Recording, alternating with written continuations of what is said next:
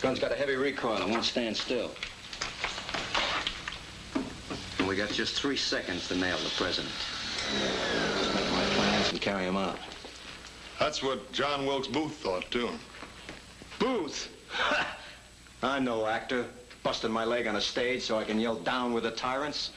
If Booth wasn't such a ham, he might have made it. He got pretty far at that, though. The guy who killed Garfield didn't make it either. Him? He didn't plan anything. Just took a lucky shot, strictly left-handed, just like McKinley. And Zangara got the cheer for his try at Roosevelt. He had to try it in a crowd. I hate crowds. They're commies. They're enemy agents. All right, who is behind it, Baron? I haven't the slightest idea. Feeling against the president. I'm just earning a living. By treason. H. Deuce craps. Don't give me that politics, Jazz. It's not my racket. I don't even know who's paying me, and I don't want to know. What's the difference? Didn't it occur to you why they want you to do it? Certainly it did. But that makes them suckers, not me. I'm the guy who's getting it made. 500,000 clams for absolutely nothing. Because tonight at 5 o'clock, I kill the president. 1 second after 5, there's a new president. What changes? Nothing. What are they paying for? Nothing. Otherwise, I wouldn't have taken the job, Sheriff. About 200 yards. Baron, isn't that a German rifle? Yeah. You know it? I know it. From Dallas, we got word of some of the details of how President Kennedy died today, as the doctors who attended him were able for the first time to sort of collect their thoughts over that tragic half hour that they fought for his life yesterday. They say at Parkland Hospital that it was really of no use to try to help the president, that he was beyond help when he reached the hospital within 5 minutes of the shooting. They said that the bullet that entered his neck came out the back of his head, and it was quite clear when how did it happen? Who saw it happen? We have some eyewitness reports. ABC's Bill Lord interviewed some people. First, a Dallas policeman, an eyewitness to the shooting. Jim Cheney, I understand that you were riding next to the president's car when the assassination took place. I was riding on the right rear fender. What happened? Well, we had proceeded west on Elm Street at approximately 15 to 20 miles an hour. When we heard the first shot, I thought it was a motorcycle backfiring. And I looked back over to my left, and also President Kennedy looked back over his left shoulder. Then when the second shot came, I looked back just in time to see the president struck in the face by the second bullet. President Kennedy, we are now informed, was shot in the right temple. Well, Bob, from the point where they think the man with the gun might have been seen to where the president was actually felled, would it have been possible for him to have been struck by a bullet in the right temple? We know that Mr. Kennedy was hit in the right temple. It's known, of course, that the president was killed by one shot that struck him in the right temple. He died of a gunshot wound in the brain. Dr. Berkeley told me it's a simple matter, Tom, of a bullet right through the head. If this hypothesis that the assailant was in the building I described is true, but this conflicts with the fact that the wound in the neck, the doctors say, was in the front of the neck, just below the Adam's apple. I was having lunch in the main cafeteria in the hospital when an emergency page arrived for Dr. Tom Shires, chief of surgery. Knowing that he was presenting a paper out of town, we picked up the page, Dr. Ronald Jones, surgery resident, myself. They informed us that the president had been shot and was being brought to the emergency room. We went there immediately, and he had just been brought in. It was obvious initially that he had a severe lethal wound. Arriving at the emergency room, Dr. Carrico had placed a tube in the president's trachea to assist his breathing, but there was a neck wound anteriorly and a large wound of his head in the right posterior area. Most of the doctors and nurses who treated the president at Parkland did see a large wound at the rear of the head. Dr. Robert McClelland. It was in the right back part of the head, very large. Nurse Audrey Bell. There was a massive wound at the back of his head. Dr. Charles Carrico. There was a quite a large defect, about here, on his skull. Dr. Ronald Jones. Well, my impression was that there was a wound in this area of the head, right in this area. Dr. Paul Peters. Right about there is where I thought the hole was. Occipital-parietal. Dr. Kenneth Salyer. Into the temporal parietal, back into the parietal area, which is, this is the parietal bone right here, and this wound extended into the parietal area. Dr. Charles Crenshaw. And you'll hold right here on your ear to the back, and this bone that's on the back of your head is called the occiput. Right between these 2 points was the large exit wound, about 2 3/4 of an inch, the size of my fist. Dr. Richard Delaney. It's kind of that was my remembering of what I saw. He shot to kill. He shot with deadly accuracy. Using a bolt-action rifle, he fired 3 bullets unusually swiftly, as if he had trained for this murder for a long time. A definite air of anticipation has built up here in downtown Dallas in front of the county jail. The county jail is where 24-year-old Lee Oswald is expected to be brought any time now. And if you'll join me over here, why, we'll let the audience in the theater and the audience at home know exactly what your line is.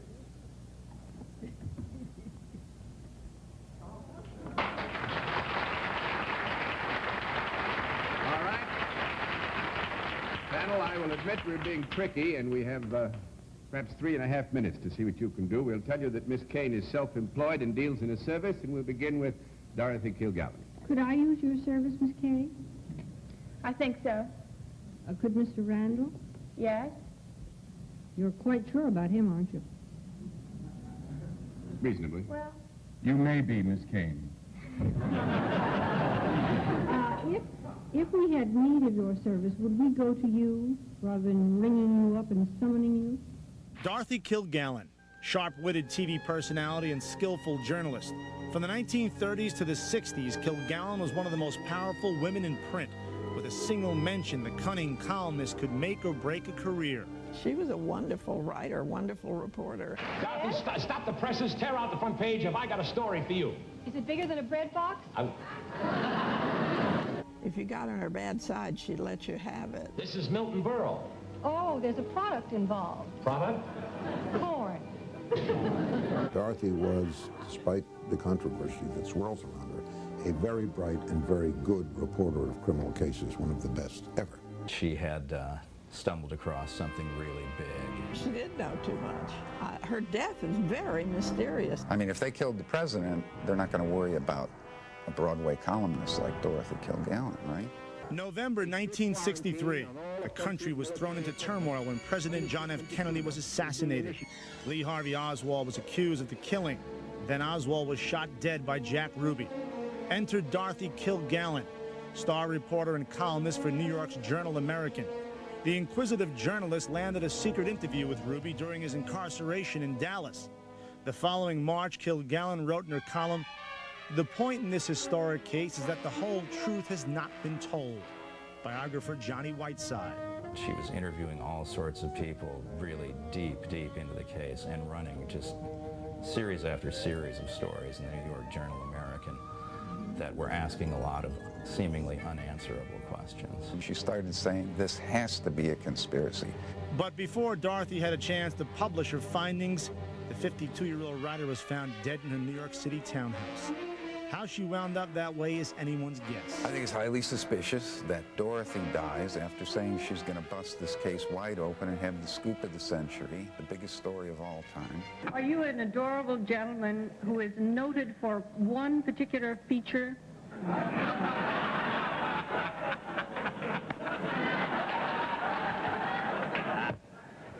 Yes. Jimmy the Rarities. Alone amongst the mainstream press reporters, Dorothy began harboring suspicions that the so-called open and shut case against Lee Harvey Oswald was not so open and shut. Dorothy was finding dissident witnesses, deposing them, publishing their testimony. She was going to Dallas. She was threatening to publish finally, and saying it would be the biggest story of her life. Dorothy somehow obtained the Warren Commission report testimony given by Jack Ruby while he was in prison, while it was still classified top secret. She had found, I think, several hundred discrepancies in the Warren Commission report. All our phones were tapped because they were trying to figure out how she had gotten that. She said she was going to blow the JFK assassination case wide open and have the scoop of the century.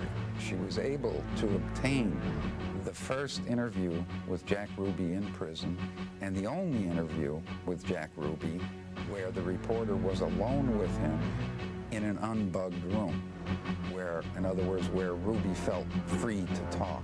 I know that she could have gotten a lot out of Jack Ruby because she had that technique. She gave hints that something was coming up, that she had stumbled on to something. She would say, I'm going to New Orleans. I got to meet a man there.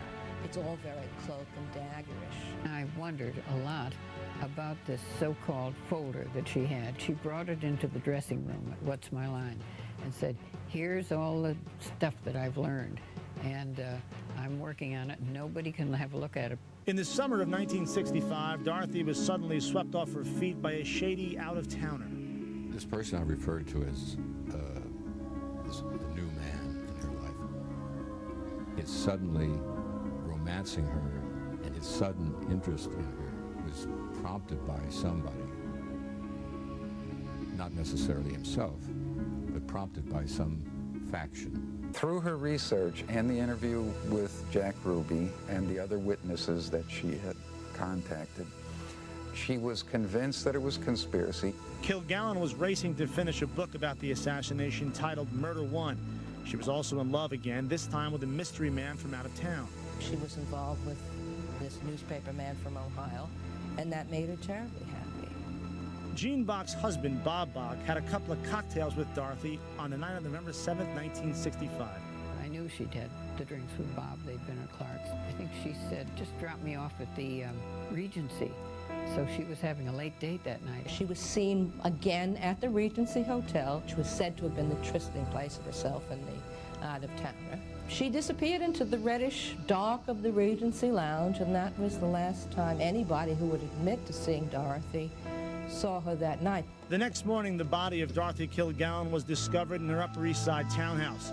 The official cause of death was later determined to be acute ethanol and barbiturate intoxication, circumstances undetermined. In other words, she died from too much pills and liquor. She was found dead in her bed with a book called The Honey Badger by Robert Ruark next to her open. She could not read without her reading glasses, and they were all the way across the room, far out of reach. A number of other people, including the medical examiner and the police detective, have made statements or allegations that the death seemed staged.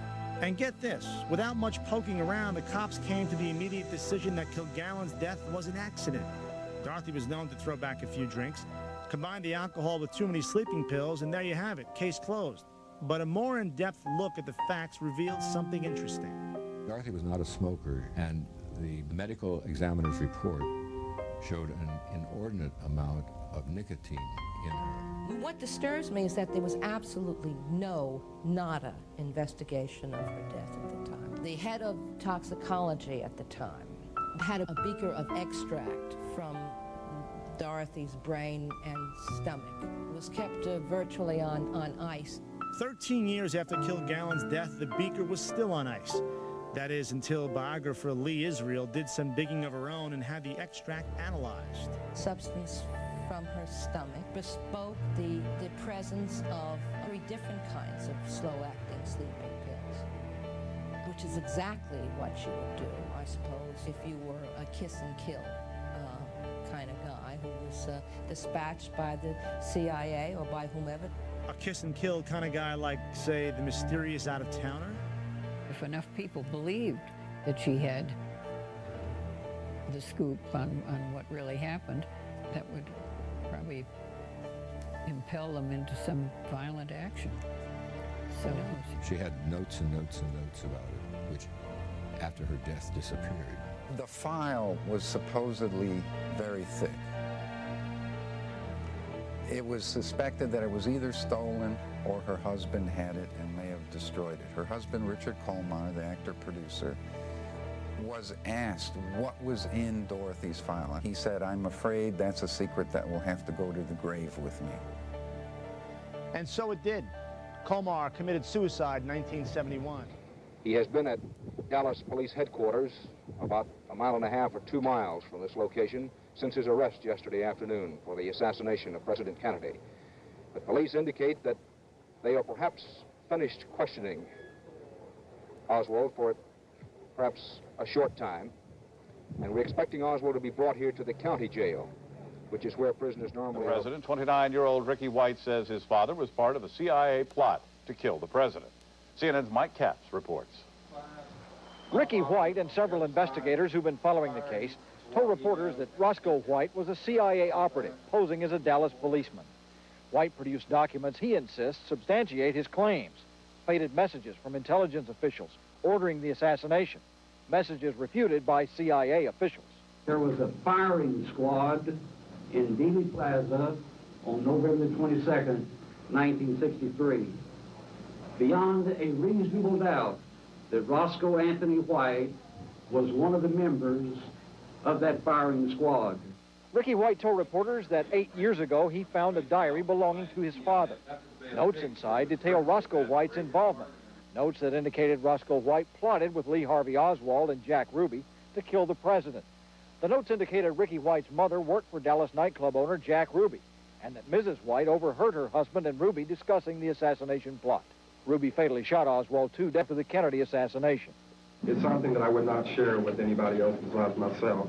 When I found the diary, that it was shocking, most incredible that one individual in this room could ever think. Because this guy never gave the impression of being a bad guy. Ricky White says the diary indicates Oswald was a part of the plot but did not fire any shots. White also says his father is the one who really killed Dallas police officer J.D. Tippit, the policeman who it is long thought caught Oswald after the assassination, but allegedly was gunned down by the escaping Oswald. White told reporters Monday that his father set up on the grassy knoll behind a big tree and a picket fence along the president's parade route. Other CIA operatives, using code names, set up in the records building in the school book depository. There were 6 shots fired totally in David Plaza. 2 came from the book depository, which his name was Lebanon. The man in the record building was Saul. There was shot 2 shots, 6 shots fired total. Ricky White says his father died suspiciously in a fire at his job in 1971. White believes a witness elimination team activated after Kennedy's death killed his father. And White says his father's diary disappeared after an FBI agent looked at it. What I heard today does provide, in some instances, plausible sounding answers to some of those questions, and I think it bears further closer look. Other experts who studied the assassination disagree. You know, people want to believe this story. They want to believe there's a conspiracy, and they're going to believe it. This one, some others, there are over 300 of them now, and so I guess everybody had a little fun out of it. Ricky White wants this information and the entire case turned over to the Texas Attorney General, apparently not trusting federal investigators. But no matter the outcome, White believes his information will not solve the Kennedy assassination case. Mike Capps, CNN, Dallas. Ricky White has a startling theory on the assassination of John F. Kennedy. He says his father, with 2 other men, fired on the presidential motorcade on that fateful day in Dallas. It is his claim that his father, Roscoe White, was actually the one to fire the shot that mortally wounded the president. How'd you find this out, Rick? It was in 1985 when I had come across a part in the diary, but I found the diary... Your father kept the diary? Yes, sir. I found the diary in 1982 when my grandfather had passed away in Paris, Texas. And from that point on, I took the diary back to Midland, Texas with other material that was located in the footlocker that I found there in Paris. This is your father now? Yes, sir. My father's footlocker that he had placed there at my grandfather's place in Paris, Texas. I see. So you went to your grandfather's place. Your father was still living? No, sir. He was killed in 1971. Okay. So he was dead a long time then. Yes, you were sir. a young man. Yes, sir. How old were you when he died? I was 10 years old. Okay. So you go to your grandfather passes away, you go to your grandfather's house, collect all this stuff, and your father's stuff was there. Yes, sir. And 3 years, call me Larry, okay? Okay, Larry. 3 years later, you find what? 3 years later, I come to a part in the diary. It was an everyday event that he would place into the diary. He was a police officer? He was a police officer for the Dallas Police Department, and I come across a part in the diary where it stated that him and 2 other men were in a part of the assassination. He was, it started out that himself was Mandarin, was located behind the stockade fence, and that Lebanon was in the 6th floor book depository. That would be Oswald. No, Oswald was not one of the shooters in the Kennedy assassination. Oswald was probably in the book depository, but was not one of the shooters in Dealey Plaza. Saul was on the top of the records building, and what they had was a triangular shooting fire at the motorcade. That's the diary date of Friday, November 22nd. Yes, sir. What did he have on November 21st? Did he write, tomorrow we're going to kill the president? No, he never did. What he had stated was that him and a few other men had met the day before and had corroborated the plans before the next day, and that was what the assassination would be, the November the 22nd. Did he enlarge at all on who Lee Harvey Oswald was and how that whole scenario took place? No, sir. No, Larry, no, he never did. He just said he shot and 2 other guys shot. That's correct. Did he write why they shot? Yes, because the men in the buildings would be diversion for the man behind the picket fence. And what it would be is they would fire first, giving the diversion of the people maybe looking up towards the buildings when he would fire the fatal shot to the throat. Your father was how old? He would have been 28 years old at the time. Why did he want to kill the president? He was asked through Naval intelligence, which was a right wing of the CIA at the time, to eliminate a national security threat. What took you 5 years to give us this diary? It took me a long time to be able to corroborate the story, to be able to find other people that my father was involved with. You mean you went on a 5-year personal investigation? No, sir. I was on a full-time job basis. I had to do it on a personal venture until 1989, and that's when I started doing this full-time. Why didn't you think of taking it, say, to the Dallas Times-Herald or Dallas Morning News or New York Times or Washington Post or CNN or somebody and say, look what I got here. Let's go. First, I had to prove to myself that the story was true and to investigate it. And my ideals at the time that I was never going to bring the story public. I wanted to... It's your father. I know that. And it's hurt me very deeply to come forward to tell the story. What proved it to you? It was the diary in 1985. I know, but you said you had to go out to prove it. Was there any... Yeah, when I started investigating the Kennedy assassination, corroborating through other individuals that my father was plotted into the assassination, is when I came forward to a businessman in Midland, Texas, and asked him if he would be interested in hearing the story, and he was. And at the time, it was just strictly a one-on-one individuals that he was interested in finding out who was involved in the Kennedy assassination. Where's the diary now? I would believe that now it would be in the possession of the FBI. Did you turn it over to them? No, I did not. How did it disappear if it was in your possession? Well, when I was taken in of May of '88 to be interrogated for the involvement of a safety deposit box is when they discovered that I had a diary. And then I had already left the federal building. I had gathered all the material up. Oh, you were being investigated because you took something from a safety deposit box? No, sir. I was investigating a safety deposit box that my father had left. And they stopped you from doing that and took the diary. We have some statements here if you'd like to comment. Bobby Ray Inman, former CIA deputy director, after examining the messages that Roscoe White allegedly received from the CIA, said they are not legitimate. His reaction is that the information you gathered was a forgery or invalid. That's incorrect. I have never forged anything. I've only found facts. And this You got CIA stuff, information? I have John Stockwell, a former CIA director at the time. stated that he was 90% sure that it was corroborated, that they do look genuine. The FBI says that they received this information in 1988, as you state, but, quote, determined that this information is not credible, end quote. That's what they had told me in May of '88 when I was in there being interrogated. They denied me. They told me it was not true, and I'd known then at that time that I was not going to get any cooperation out of the Federal Bureau of Investigation. And the Dallas Police Department told the producers of Larry King Live that it was unlikely your father would have been on day work at that time. He would probably still be in the academy. The Dallas Police Department does verify that he was employed. Well, that's correct, but my father did not go to the academy until after January of 1964. So he was employed with the Dallas Police Department 3 months prior to him going to the academy. As a patrolman? No, sir. He was in the crime scenes as a photographer. We'll be right back with Ricky White. We'll include your phone calls. This is Larry King Live. Our guest is Ricky White, the 29-year-old oil equipment salesman who has just come out with this story. By the way, people backing his claims are his mother and your father's preacher, right, as well as the Jfk Assassination Information Center. Right. Your mother says that her husband killed the president. That's correct. Why didn't you forget all this, Rick, and burn the diary? Well, it was because of my mother that I'm standing up and telling the people today. It's because that without her pushing me on and wanting the story to be told is the reason why I'm trying to tell it. But if everything jives and we now accept this, you have taken and painted your family, the father, you're in the mode of John Wilkes Booth, among the worst of our citizens ever, to kill a president by shooting him from behind. But it'd be worse not to tell the story and hold it behind. It is better to tell a story and let the people know the truth. And the truth is what tells for it all. Jonesboro, Georgia, hello.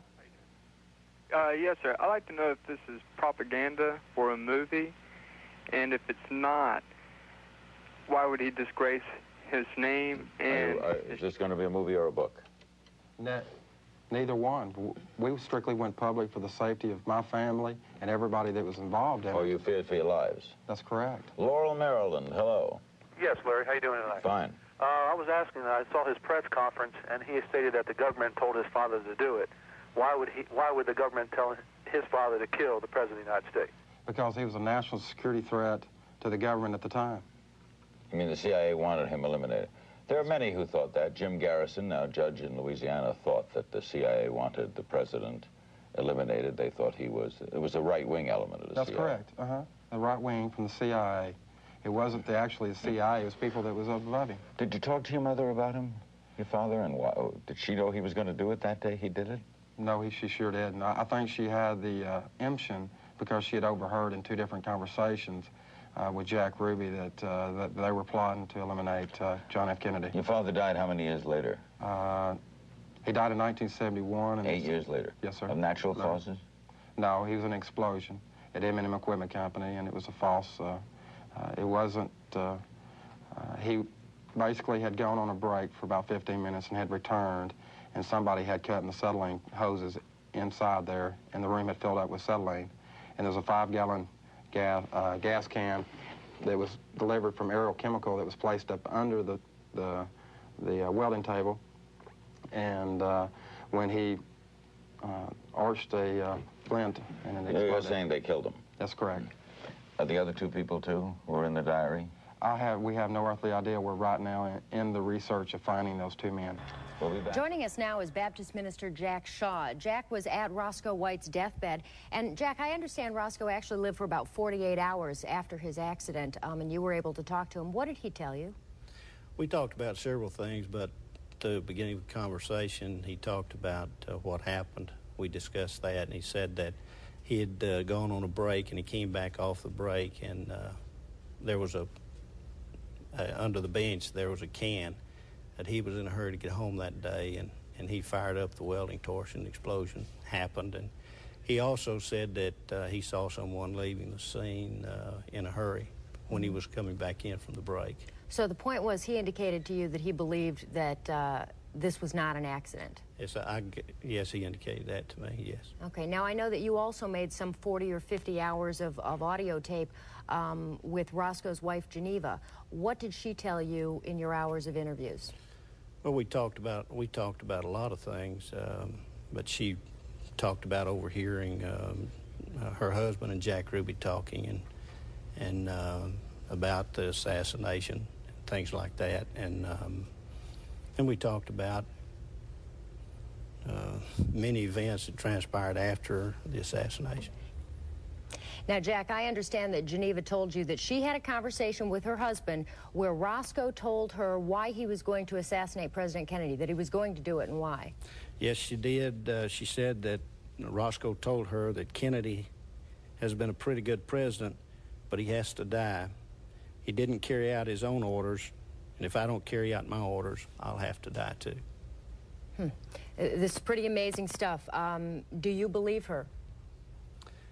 I've said all along that I've been placed in a unique position, and I don't know exactly why I've been placed here, but I'm hoping that someone will come forth with evidence that will confirm what I've been told. That's what I'm hoping for, and that's what I'm praying for. And until that happens, I have to remain open about this. I see, and once again, this is based on your interview with Roscoe White's wife, who has since passed away. Jack Shaw, thank you very much for being with us and sharing that information. Jack was interested to learn that Roscoe White was knowledgeable about photography, and in fact, he was slated to become a police photographer. Jack began to look at the Oswald backyard photos with that in mind, and he was amazed at what he found. I believe that people may have been too hasty in writing off the Roscoe White story. There are parts of it which I think may be true. While there's no solid evidence linking Roscoe to the deaths of Kennedy and Tippit, I think he may have played some role, perhaps a minor one, in the conspiracy which resulted in Kennedy's death. I believe Roscoe White was placed on the Dallas police force to help frame Oswald for the assassination. Notice that the person in the backyard photos has a broad, flat chin, while these pictures of Oswald show him with a pointed, cleft chin, not at all like the one in the backyard photos. Now look at the chin of Roscoe White. Whose chin most closely matches the one in the backyard photos? When I first saw this photo of Roscoe White and some companions on a beach, I immediately noticed Roscoe's thick neck, square chin, and broad shoulders. I also noticed how Roscoe stands with his weight on his right foot. White was about the same height as Oswald.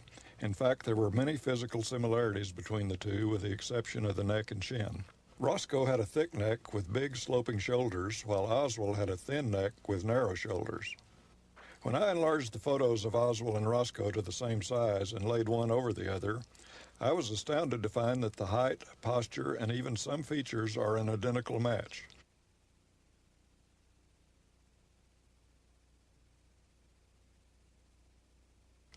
I was especially impressed with the identical neck and chin of the man in the backyard photo and Roscoe White. Also, it is known that Roscoe suffered a broken right wrist which never healed properly and left a slight lump on his arm. Oswald had no such lump. In this backyard photo, there's a noticeable lump on the figure's right wrist. It certainly seems to me that the figure in the photo could be that of Roscoe White. And of course, we also have the issue of this third backyard photograph. The Dallas police and the federal government have officially stated that the backyard photos were discovered among Oswald's possessions on Saturday, November 23, 1963, the day after the assassination. They claim that only 2 photos, one a print and the other a print with a negative, were found. Yet in the early 1970s, this third backyard photograph was discovered by the Senate Intelligence Committee in the hands of Roscoe White's widow. This again ties Roscoe White not only to the assassination case, but specifically to the backyard photos. And there's even more. This FBI document listing photos confiscated from Oswald's belongings indicates 4 separate pictures showing Oswald with weapons in his backyard. Yet officially, there were only the 2. Are there more? And is one the picture which was in the possession of Roscoe White? Many questions regarding the backyard photos remain unresolved, and even more have been raised. This is one of several dozen photographs the Dallas police claimed was found in Oswald's belongings. Apparently, it is a photo Oswald took while in the Marines. There are other photos of Marines and photos of Asian cities. In this photo of Oswald's Marine buddies, I found one person especially intriguing. After comparing the man in the fatigue cap in the center with many photos of Roscoe, I'm convinced they may well be photos of the same man. You can even see a lump on this man's right arm in the exact same place as the person in the backyard photos. I see this as further evidence that the man in Oswald's military photo may be Roscoe White. I believe Roscoe's only role in the assassination may have been to fabricate evidence to help incriminate Oswald. If this is true, it makes Roscoe White's connection to Oswald much closer than previously believed. And if White was involved in intelligence work, as stated by his son and others, then perhaps Oswald too was connected to U.S. intelligence, just as his mother Marguerite always claimed. Well, that's certainly food for thought. And the president talked with J. Edgar Hoover about the search for the assassin.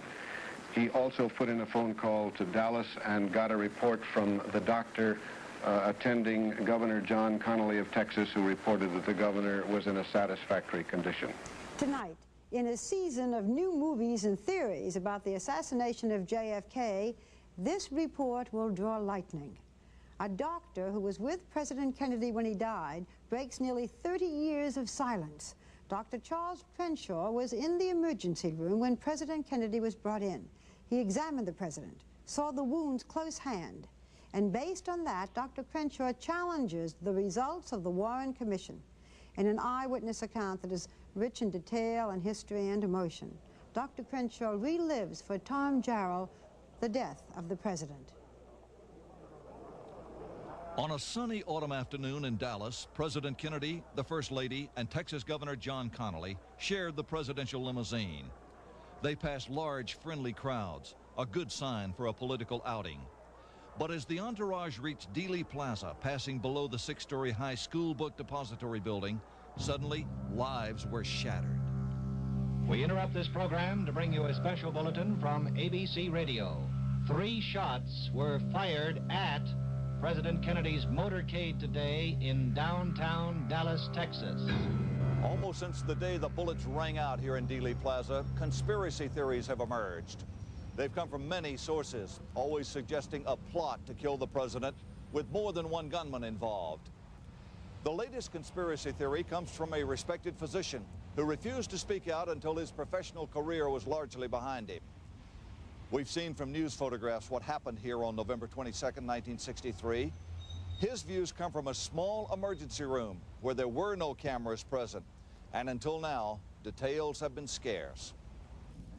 Doctor, the president we know was shot, passing on the road in his motorcade down below, and the official version has Lee Harvey Oswald firing from behind. From what you say and what you're describing, he was shot from the front. That's correct. Meaning there had to be 2 gunmen? At least 1, and maybe 2 more. And you believe that? I'll always believe that, because of the wounds that I observed at Parkland Hospital. Most important. Today, Dr. Charles Crenshaw is chairman of the surgery department at John Peter Smith Hospital in Fort Worth. But in the early 1960s, he was a 3rd-year resident at Parkland Hospital in Dallas, assigned to the trauma team, where he had observed hundreds of gunshot wounds. Let's recall the scene that day. A bewildered First Lady, her clothing splattered with her husband's blood, stayed by his side as he entered the hospital. Among the surgical staff rushing into this medical chaos was Dr. Crenshaw, a junior member of the emergency room team who became an eyewitness to history. We ran into the emergency room, and there was bedlam, total bedlam. People were running in. People were crying. Did President Kennedy have any vital signs when you reached the... He had barely a pulse. He had an agonal respiration. He had no blood pressure whatsoever. Did you see the tide, his life, in effect, running out? Yes. However, God love him, Malcolm Perry. He didn't want him to die as much as all of us. He started closed chest massage, pumping on his chest, trying to make him come back or resuscitate the heart. After the medical team had done their best, had worked as hard as they could and realized it was hopeless, was there time for tears among those who had put so much emotion and effort into this? Just before the cleanup really started, there was blood and bandages on the floor. His back brace was askewed on the wall. I think it got to me most when I looked and saw the red roses of Mrs. Kennedy in the kick bucket there at the head of the table. And there his blood was still dripping on it. I felt helpless. I wished we could have done more. I mean, here we had trained all our lives and we'd lost the President of the United States, and nobody wanted to be around. And Mrs. Kennedy came in, and she stopped and kissed his great toe. And then she went on the right side to hold his hand. And at that time, she took her ring off and put it on his small finger. And then he was wrapped in a sheet, and we placed him in a coffin. But before we did, I looked at the wound again. I wanted to know and remember this the rest of my life. And the rest of my life, I will always know he was shot from the front. This bullet to the head was beyond a doubt the fatal wound, which is clearly seen in the Zapruder home movie. However, the film is not as conclusive on the crucial issue of the bullet's direction. Did the shot come from behind Kennedy or from the front? Remember, the Warren Commission investigation concluded the shots came only from behind. Dr. Crenshaw says they're wrong. The bullet struck about where and passed about where? From here through. And taking out the back or the occipital part, the back of your head. This was gone in our view, and that's the reason we could see the cerebellum. Had the bullet come from the back, what would have been the difference? It would have been much different. It would have gone a little more anterior and be a bigger blaster. Right. The second wound? The second wound was here in the throat, right above the necktie. It was a small opening, very small, 3 to 5 millimeters, about the size of your little finger. In a slow-motion study of the film, President Kennedy grabs his throat with both hands, reacting, Crenshaw believes, as if he is shot from the front. Compounding the mystery is this photograph of the government's autopsy, showing a gaping wound in the president's neck. A tracheostomy incision was done at Parkland over the site of the bullet wound. Crenshaw says someone tampered with that wound after he last saw Kennedy's body, making it larger to resemble a bullet exit wound. Look, this is the size of the tracheostomy tube. Incision was made and then placed in. This large part, this flange, stays outside. So it was a small wound, about the size of the instrument that you Right. saw. 1 inch to 1.5 inches maximum.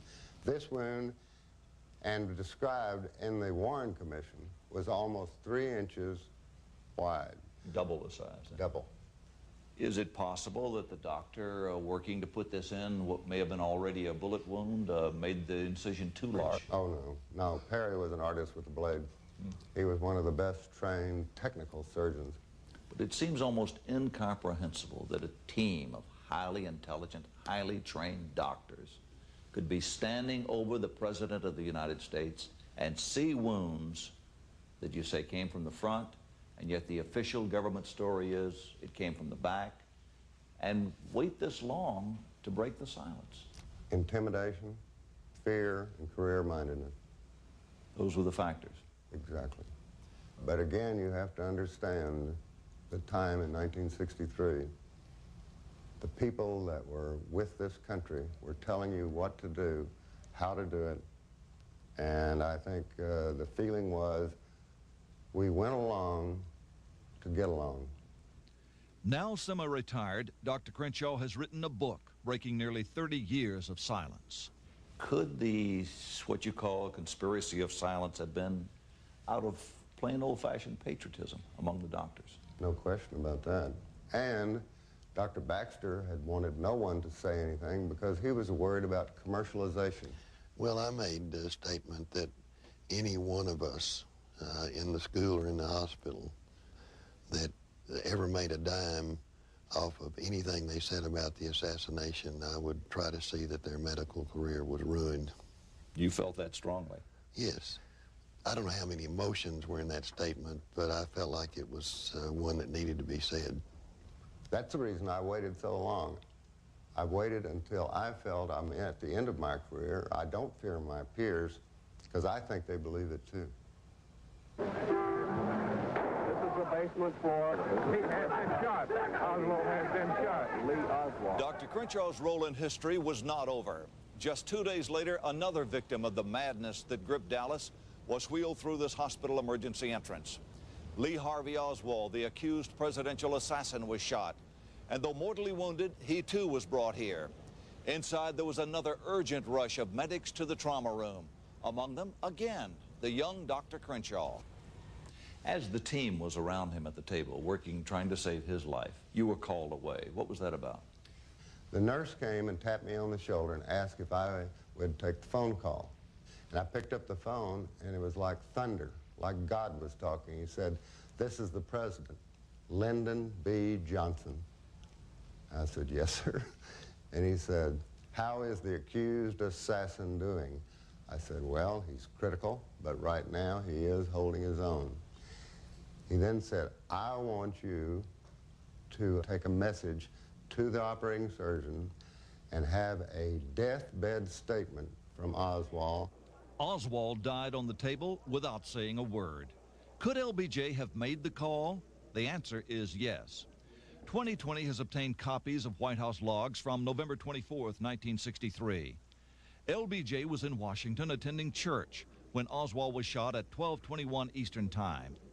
And at 12:45 p.m., the same time Oswald was in surgery in Dallas, LBJ was first told he had been shot by Secretary of State Dean Rusk. Moments later, LBJ, according to historian William Manchester, said to Robert Kennedy, quote, "We've got to do something. We've got to get involved."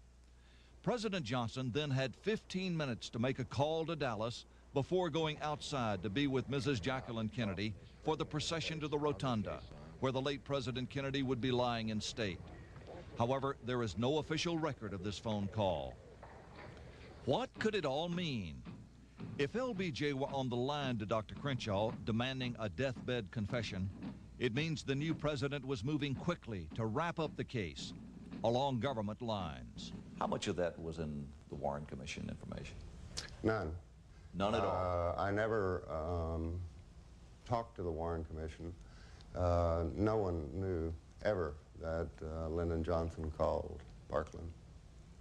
Today, at the School Book Depository Museum, among the exhibits, is a display of a few sketches of the Kennedy autopsy, along with the official explanation that the wounds were from bullets fired only from the rear.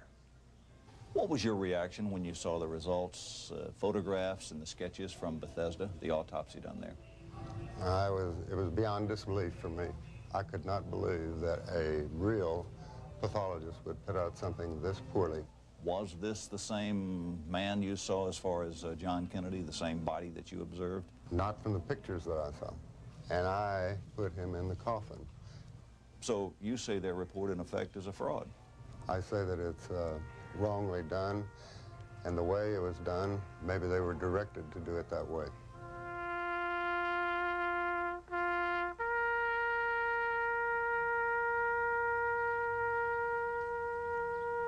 Tom, how does his story compare with that of other doctors who were in that room when the president died? Hugh, most of the doctors there immediately after his death said they thought the gunshots came from the front, but when they got later autopsy information, they changed their mind and either said no, they agreed with the Warren Commission, or they weren't sure of the direction. Did you get the feeling that Dr. Crenshaw was waiting rather impatiently all these years for the time to come when he could come forward? I got the feeling that Dr. Crenshaw is a very angry man, that he feels he's had very valuable information which has been withheld for a long period of time. He still carries anger over the way the police, the Secret Service, and the FBI treated the medical staff with guns drawn and sort of took over the situation there. So I think he's glad to vent this. One eyewitness was Malcolm Summers, who reenacted his experience for Nova. After the motor van had passed, I waited about a minute, and then I came running over across to the nose. When I got here, I was stopped by a person in a suit with an overcoat over his arm, thrown over his arm. Also had a gun under his arm. It looked like a little machine gun to me, a small machine gun.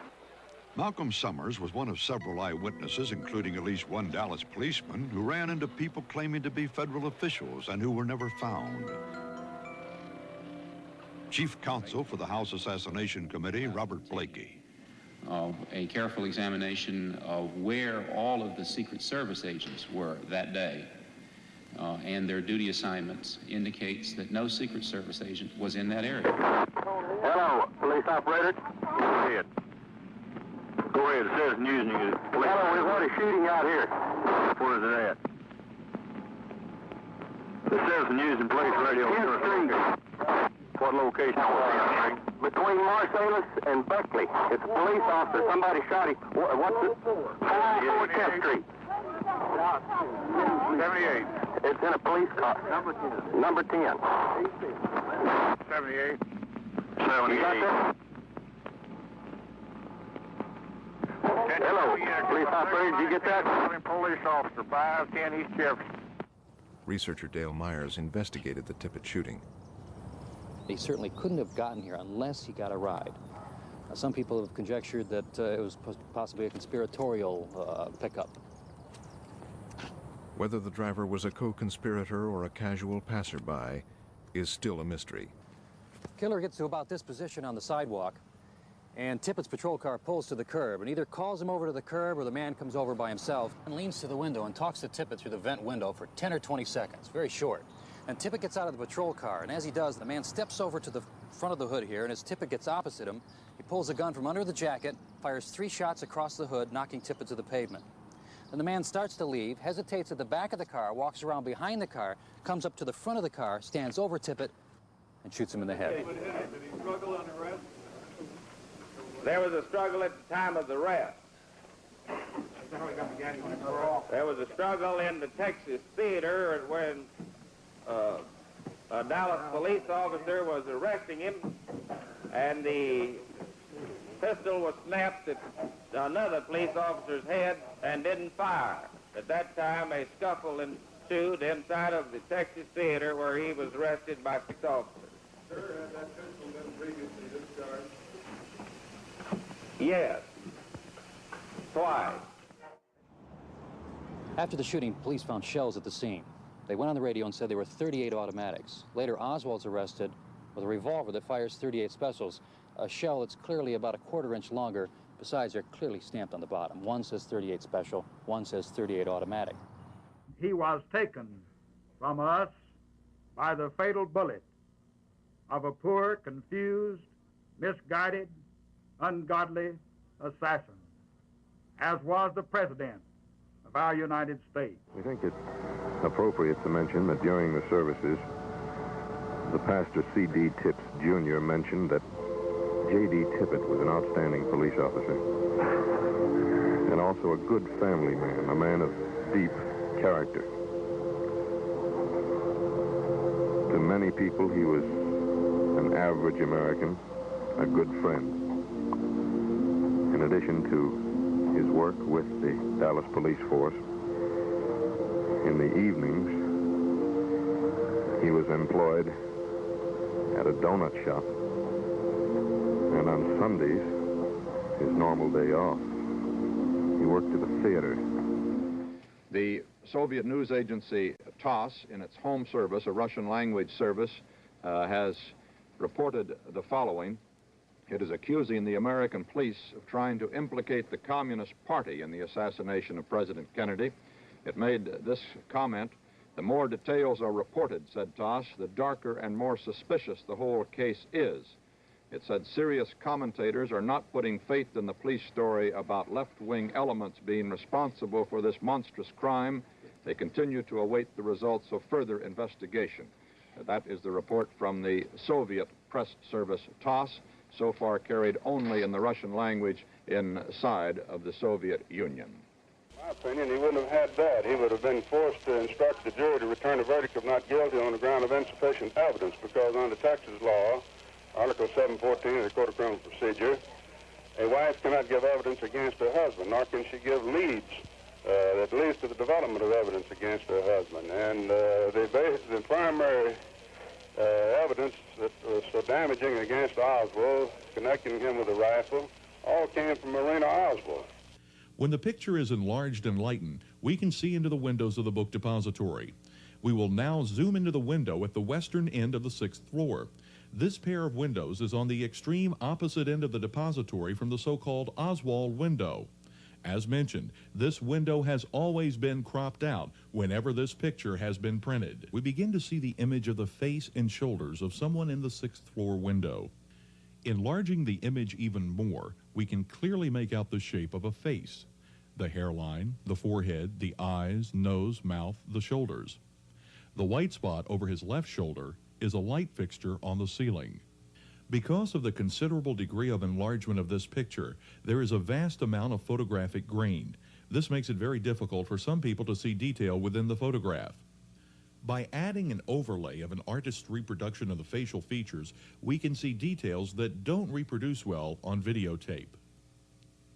Again, without the overlay. Once again, with the overlay. And without it. The lighting fixture is still on the ceiling of the depository to this day. Zuerst, ich bin aus allen Wolken gefallen, als ich einmal in Maritas Wohnung war in New York und ja, sie hatte so viele Schuhkäste mit Bildern. Und einmal nahm sie ein Bild daraus und sagte, hier, Joe, das wird dich interessieren. Und ich guckte dieses kleine Bild an, so 5 Personen, Marita mit 4 anderen, guckte auf das Bild und sagte, das ist Oswald. Lee Harvey Oswald, der Kennedy ermordet hat. Und Marita sagte, er hat nicht Kennedy ermordet, er hat Kennedy gern gehabt. Er hat Respekt vor ihm gehabt, das wäre der Letzte gewesen. Er sagte, wie kommst du zusammen? Ich sag, Asi war in meiner Truppe. Wir haben trainiert in derselben Truppe. Und ich habe gesagt, du hast doch nicht mit der Kennedy-Ermordung was zu tun. Nein, Marita, das nicht. Das glaube ich jetzt nicht. Fidel Castro, Paris Jimenez, CIA, aber das, nein. Ich sagte, meine Mutter war da und sagte, ja, doch. Die einzigste Person, die darüber etwas wusste, war meine Mutter. Meine Mutter und Marita waren sehr, sehr eng. Und meine Mutter hat mir gesagt, ja, wir wollten nicht, dass du das weißt. Das wäre für dich zu gefährlich. Her stories about the caravan, I think, are accurate about the caravan going to Dallas, but I wasn't on the caravan. But the story is true. There was a caravan went to Dallas that week. How do you know? Because we were invited to go by Sturgis and Diaz Lance and his brother Marcos Diaz Lance. Und habe ich nur gesagt, no, nein, no, no, no. Ich wusste nichts mehr als die anderen Passagiere auf dem Flugzeug. Aber ich habe meine Gruppe da gelassen und die wollten den Kennedy tot haben. Und dann habe ich gesagt, oh my God, nein, das kann nicht sein. I asked Sturgis, Jesus Christ, Frank, did you shoot the president? Did you have something to do with that?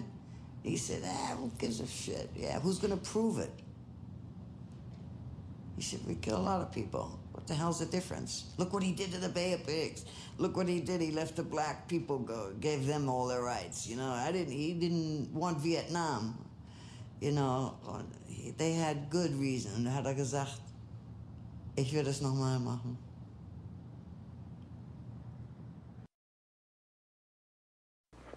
Texas School Book Depository, Elm in Houston. I went to work there yesterday.